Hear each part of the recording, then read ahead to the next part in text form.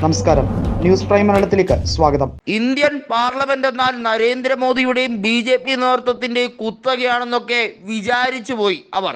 അതിൻ്റെ ഒരു കുഴപ്പമാണ്.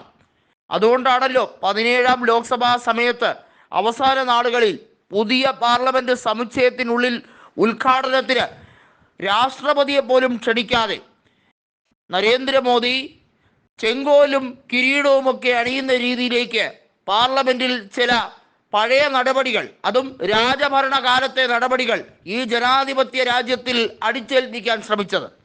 ഇപ്പോഴിതാ നരേന്ദ്രമോദി വിയർക്കുകയാണ്. ഇന്ത്യൻ ഭരണഘടനയെ മാറ്റിമറിക്കാൻ, ഭേദഗതി ചെയ്യാൻ ഞങ്ങൾക്ക് ഭൂരിപക്ഷം തരൂ എന്ന് പറഞ്ഞ വിവാദ പ്രസംഗം വരെ നടത്തിയ രാജസ്ഥാനിലെ BJP സ്ഥാനാർത്ഥിയുണ്ട്. ആ സ്ഥാനാർത്ഥി ഉൾപ്പെടെ പരാജിതരാകുന്ന ഒരു കാഴ്ചയാണ് നമ്മൾ കണ്ടത്. മറ്റൊരു കാര്യം എന്ന് പറയുന്നത്, ഇന്ത്യൻ ഭരണഘടന ഉയർത്തിപ്പിടിച്ചുകൊണ്ട് MP-മാരിൽ പലരും, ഇന്ത്യ മുന്നണിയിലെ MP-മാരിൽ പ്രധാനമായും കോൺഗ്രസ് MP-മാരിൽ പലരും സത്യപ്രതിജ്ഞ ചെയ്ത ഒരു കാഴ്ച നമ്മൾ കണ്ടു.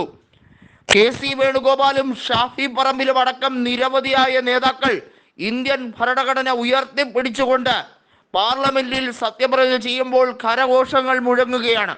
ഇത് നരേന്ദ്രമോദിക്ക് ഉള്ള തിരിച്ചടി കൂടിയാണ്. ഇന്ത്യയിൽ ജനാധിപത്യം എന്നാൽ ഇന്ത്യൻ ഭരണഘടനയുടെ സംരക്ഷണമാണ് എന്നതുകൂടി അർത്ഥവത്താക്കുന്ന രീതിയിലായിരുന്നു ഇന്ത്യ മുന്നണി നേതാക്കളുടെ രീതികൾ.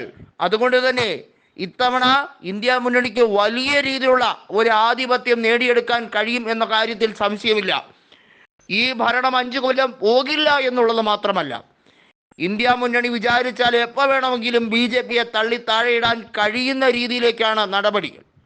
ഒറ്റയ്ക്ക് ഭൂരിപക്ഷം ഇല്ലാത്തത് കൊണ്ട് തന്നെ BJP നേതൃത്വത്തിന് വലിയ രീതിയിലുള്ള ആശങ്കയുണ്ട്.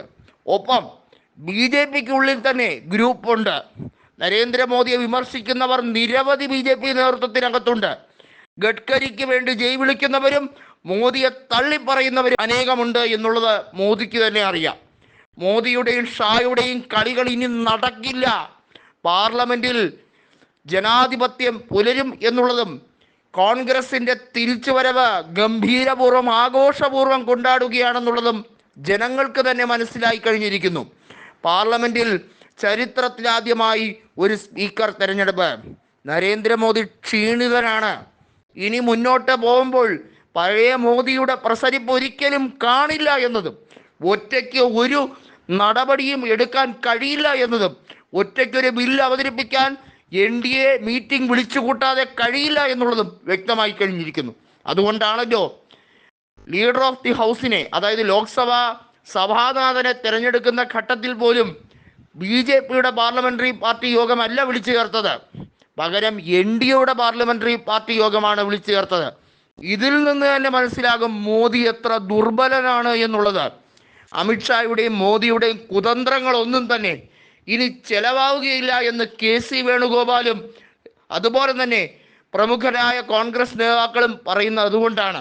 ഒരു കാര്യം ഉറപ്പിച്ചു കഴിഞ്ഞിരിക്കുന്നു, രാഹുൽ ഗാന്ധി അജയനാണ് എന്നുള്ളത്.